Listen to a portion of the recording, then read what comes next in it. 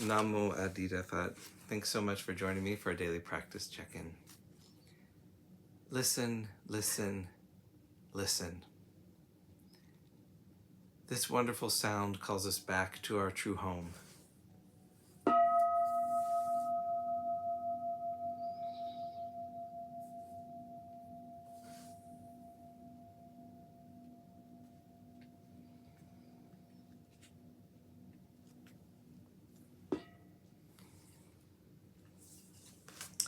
The fifth mindfulness training. Aware of the suffering caused by unmindful consumption, I vow to cultivate good health, both physical and mental, for myself, my family, and my society by practicing mindful eating, drinking, and consuming.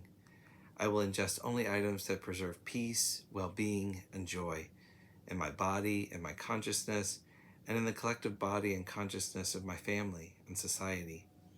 I'm determined not to use alcohol or any other items that contain toxins, such as certain TV programs, magazines, books, films, and conversations.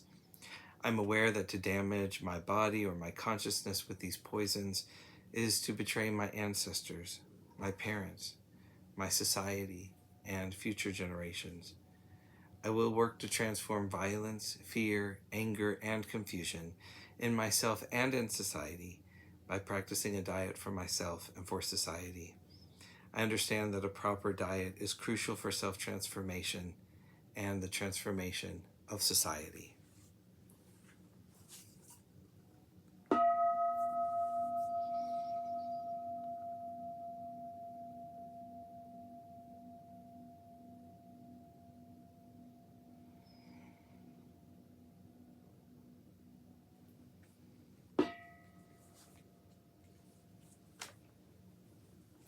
For our Dharma lesson, we've been reading More Than Mindfulness, Widening the Field of Practice by the Monastics of the Thai Forest Sangha, and we're continuing in a talk by Ajahn Pasano called Don't Be Selfish. In Thailand, the millipedes are really big.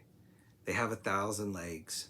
Ajahn Chah said, you'd think with that many legs they would trip over each other and it would be really difficult, but they don't. Those legs all work together. They move along pretty smoothly. In the same way, it is possible to live together harmoniously as a community, as a society, as a culture. On a social level, in stepping back from that tendency to selfishness, a sense of harmony is facilitated. Also, there is the commitment to keeping the 5 precepts, the commitment to virtue. Those are great gifts that one gives.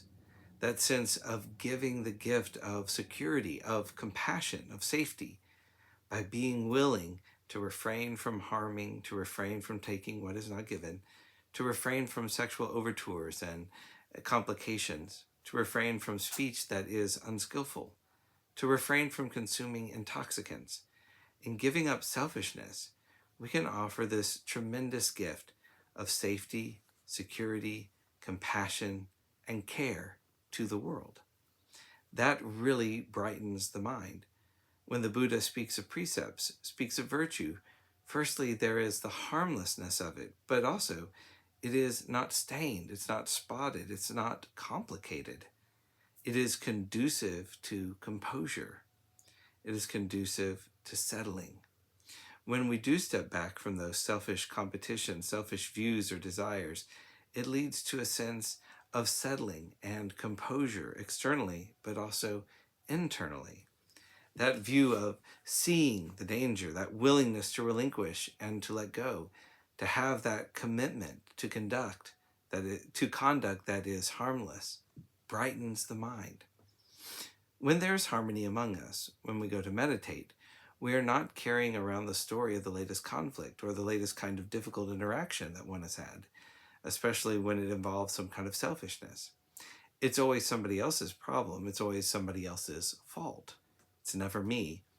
By having that willingness to not be selfish, when we sit down to meditate, the mind is ready to be present. The mind is ready to be mindful. It is ready to settle. There's an ease there, even when the mind starts to proliferate with the 5 hindrances, sense, desire, ill will, sloth, and torpor. restlessness and worry, and skeptical doubt. Those hindrances all revolve around me, the selfish obsessions, the selfish spacing out or distracting oneself in some way. So not being selfish, that settles the hindrances. It's not as if one must go around stamping them out and annihilating them. That's another selfish crusade that one goes on so one can try to get my samadhi and my concentration. It goes against the grain of the Dhamma. Don't be selfish. Then the mind settles. The heart becomes still, serene, and composed.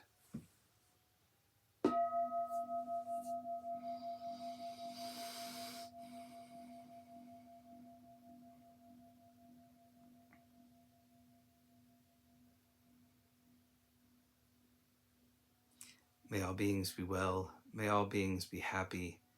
May all beings be peaceful. Namo Phat. Thanks so much for joining me today.